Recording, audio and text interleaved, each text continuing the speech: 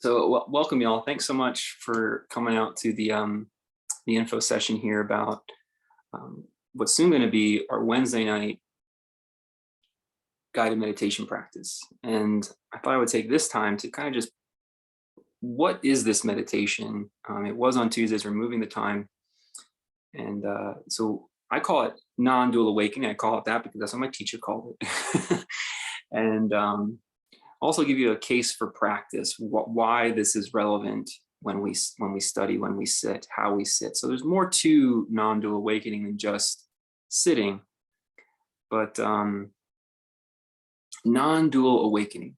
What does this term mean?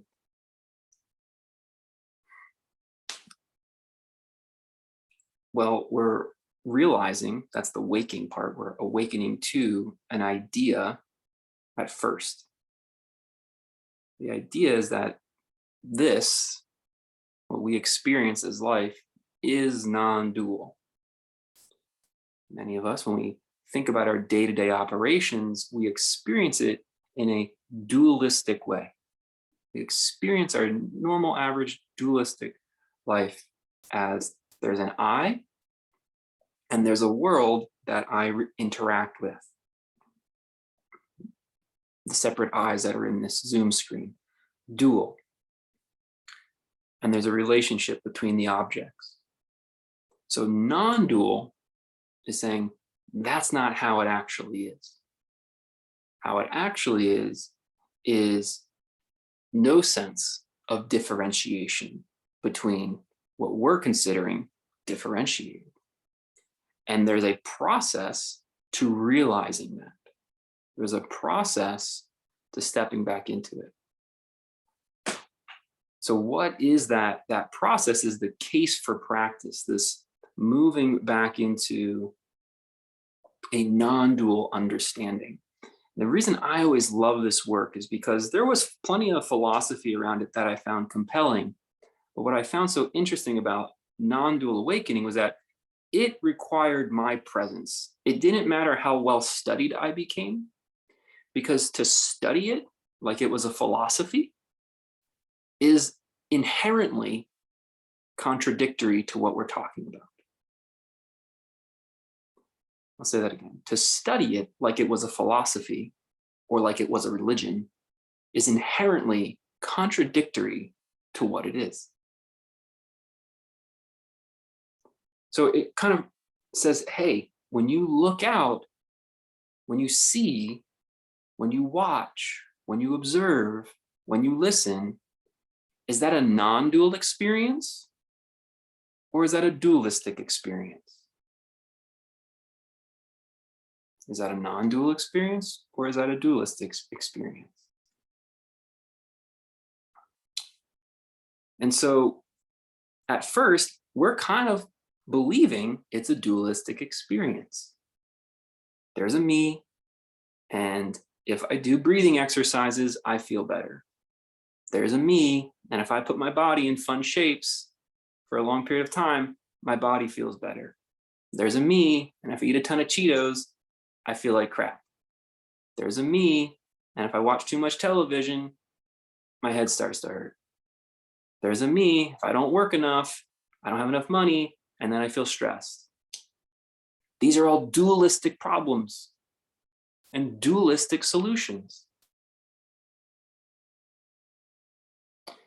But a non-dual says, hey, that's not what's really going on. We've almost built up this fabrication that makes it appear that way. And because it appears that way to you, this is why you practice. To remember, to undo the things that we're seeing falsely.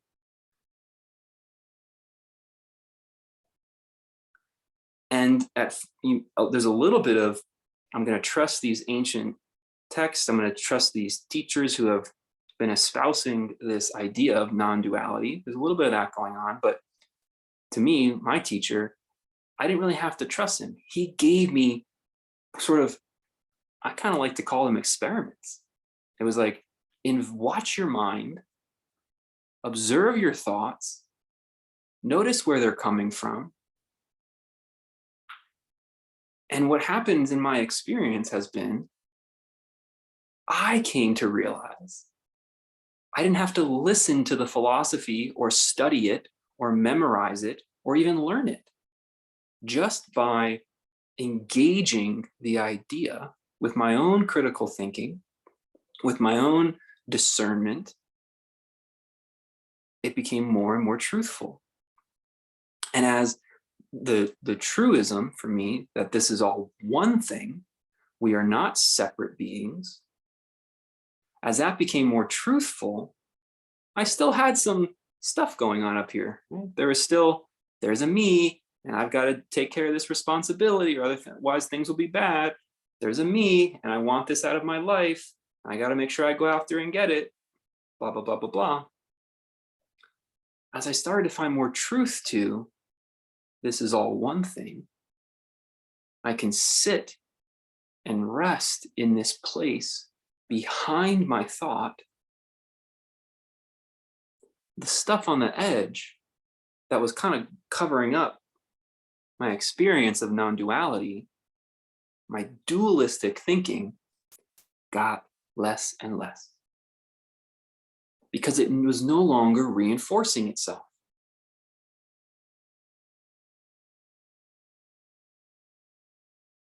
This is how the ego matrix works. It actually reinforces it. You got an ego in one aspect of your life, and then it sort of dovetails in and helps convince you that you've got an ego and an ego for another aspect of your life.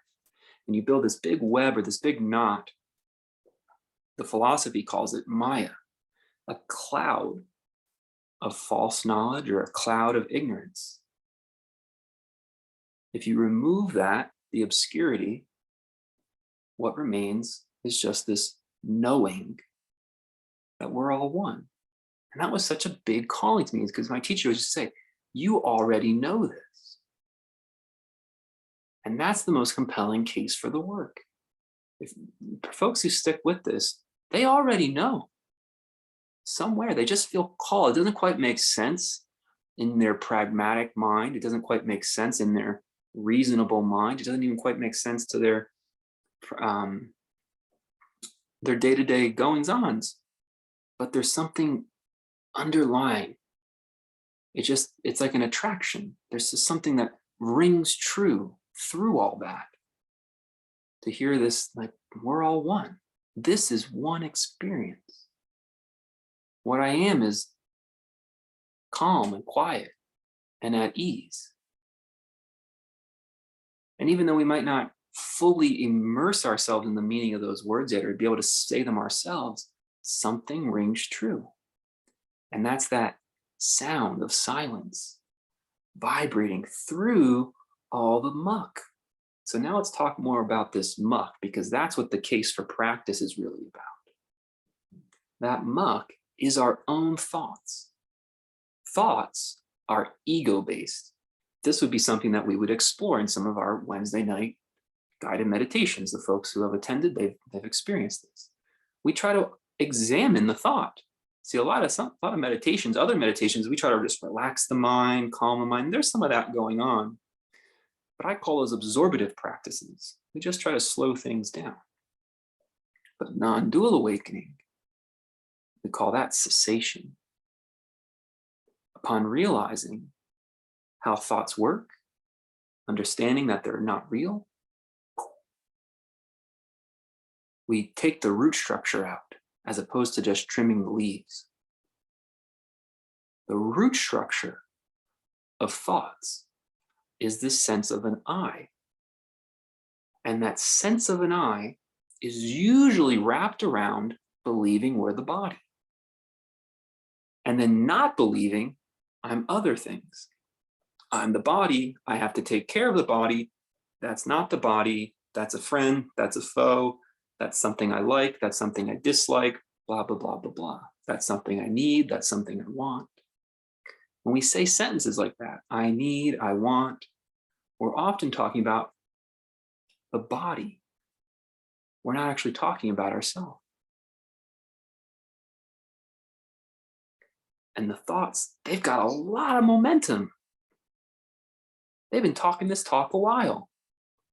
human consciousness has been talking this talk a while. We as a species evolve this skill.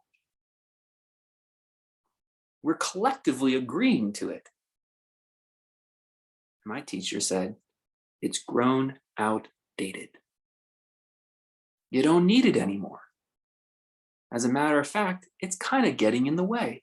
This I maker, this I'm a separate self thought generator, this I need to take care of things maker. I shoulds, I ought to, I wish I hads. All these they're in your head. And they don't have to be there.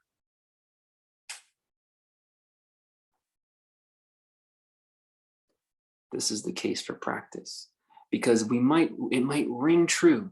This is all one. I'm a silent, quiet, peaceful being, existence. But I don't experience it yet. I don't witness it in real time. It's just words. It's just philosophy. It hasn't anchored in. What's anchored in is this ego matrix instead. This is the case for practice. With time, not every meditation will do this. Plenty of meditations, as a matter of fact, they just build up more I. All of a sudden, the I gets good at a particular aspect of meditation, and now you've got a new ego structure around something else. Non-dual awakening practices that support that, they remove the I sense altogether. They pluck the root out. And once the root structure is gone, no more flowerings. Instead, there's just the empty, open presence of existing as one, seeing, witnessing as one. Personal experience is that it works. Took a long time, took consistency, took regularity, because I had to relearn or unlearn the ego matrix. My ego can still function, but it's almost like I look through it now. I can see the real I, or the self, behind it now. Before we before we awaken to the self behind it, we believe we're the ego out in front, because we don't know how to look at ourselves. It's kind of impossible, actually. Anything that you see can't be you. So we forget the real you, the one who's looking. And we just pick the closest thing we can find, the body. That must be me. It's around all the time. But the problem is, it's not around all the time. That makes it feel scary. Because the real self, they say, all the time. The real I, eternally awake. The body goes to sleep. The real I, always awake. This is the non-dual I. Always awake. And so even just listening right now, if this was even remotely interesting, try to even start practicing. We're not even going to meditate. Don't even bother calling it that. But just existing here and listening. Can you witness that the body is listening? Or your ears are hearing? Then you might say, well, I'm hearing through my ears. No, that's just semantics. Cognize directly in this experience. Your ears hear the words. And then your mind makes sense of what those words mean. It's like you were inside of a movie. When it starts to happen for you, you must immediately start to remember. You're not in the movie. You're in the theater watching the movie. It can happen just real simple. Just us hanging out talking right now. You just feel this little bit of pullback. It's almost like a magical awareness. Like when you start to realize you're dreaming, you can observe yourself. Well, maybe at some point you would just go observe my body, sitting here and listening.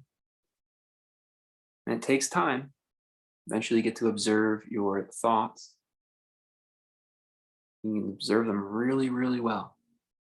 Now, when the ego structure is real thick, the eye too thick, it's like, maybe that's probably even why you are here tonight. It just feels too thick. You get right caught up in the distraction. You're so immersed in the web of just thinking, doing, acting, not acting, wish I could have acted. That is just a swamp. So this is the case for practice, because just showing up with regularity will build that deep back layer awareness. And the thing I love about it is, like, we're not imagining it's there. We're not pretending it's there. It doesn't have a color, doesn't have a shape, doesn't have a size, doesn't have some name that you can pray to or worship. None of that.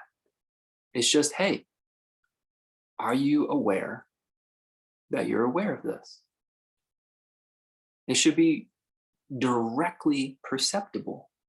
It should be instantaneously cognizable. That's what non-duality is all about. It says, hey, what's actually going on here? We just want to get clear about what that is. We want to stop labeling it incorrectly. Turns out labeling it at all is incorrect. Any label, incorrect.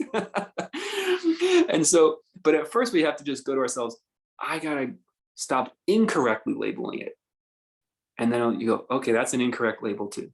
Okay, that's an incorrect. Yep, bad explanation of reality again. Yep, another bad explanation. And all of a sudden, you kind of start to tire yourself out. And it takes a little bit of time. But you start to feel better fairly soon if you're being regular with the practice. It takes a little time though, because all of a sudden you get to this place where it's like, I'm just not going to label it anymore. I've seen this label already. I've recognized that it's inaccurate. I got no interest in relabeling it.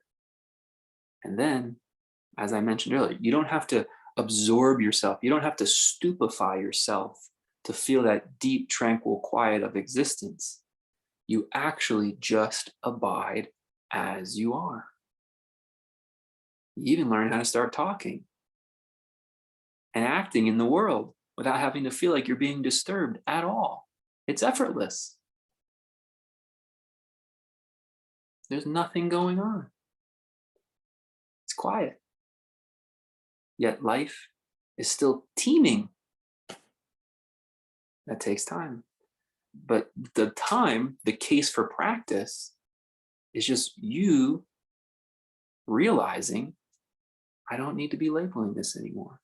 It's an inaccurate label, to the point where you just stop doing it. My teacher would say, you can't help it. If you're meant for this work, if this awakening process is meant for you, it's just going to happen. And this was the other bit about it. Why is it going to just happen? The brain loves it. Because you get much better output without so much input. And he was really into the neuroscience, Gary. And so they could observe, it's like, it just takes less energy. It takes less energy to have an ego, to not have an ego. You just don't need to be narrating your story anymore. You're just living your story. It feels better. And once the brain knows, oh, this is a better operating system, it just, you kind of can't help it. You're hooked. So this is the case for practice, that this idea, and so we show up every Wednesday, it's going to be every Wednesday, and it's a community. Say, hey, we're all doing this too, but ideally you're all practicing on your own on the off time and other days, just a little bit. You don't have to necessarily even formally sit, but just a cup of tea, 5 minutes, first thing in your day, transitioning after work, coming home to your families, maybe just sit in your car for a minute or two. Really just whatever it is, the cup of tea, the resting in the car, pausing the Netflix show for a second and just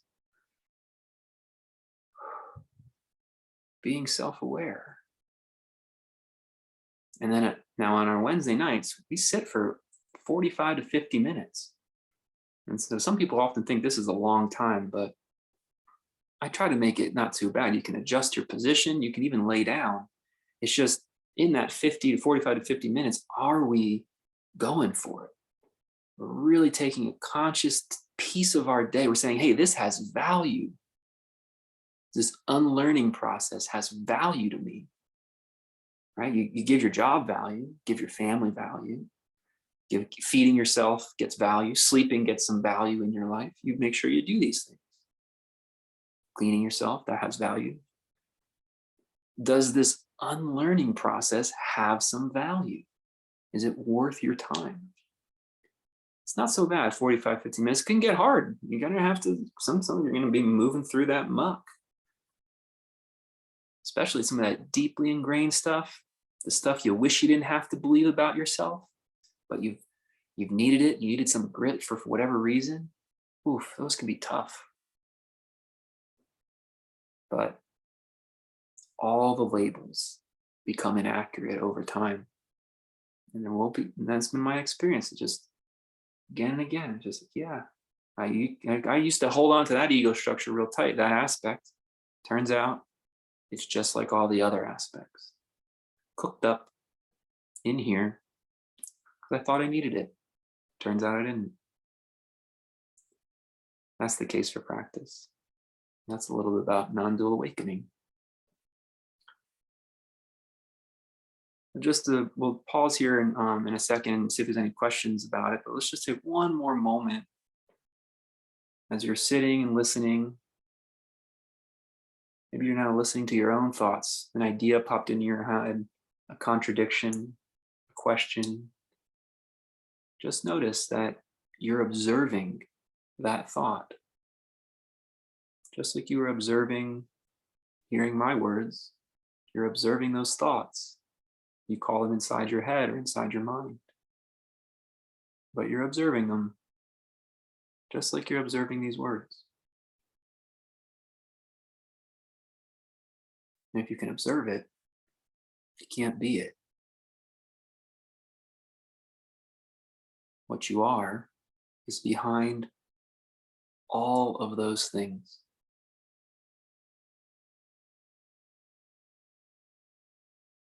If you just take that to its completion, you'll pass right through the labels.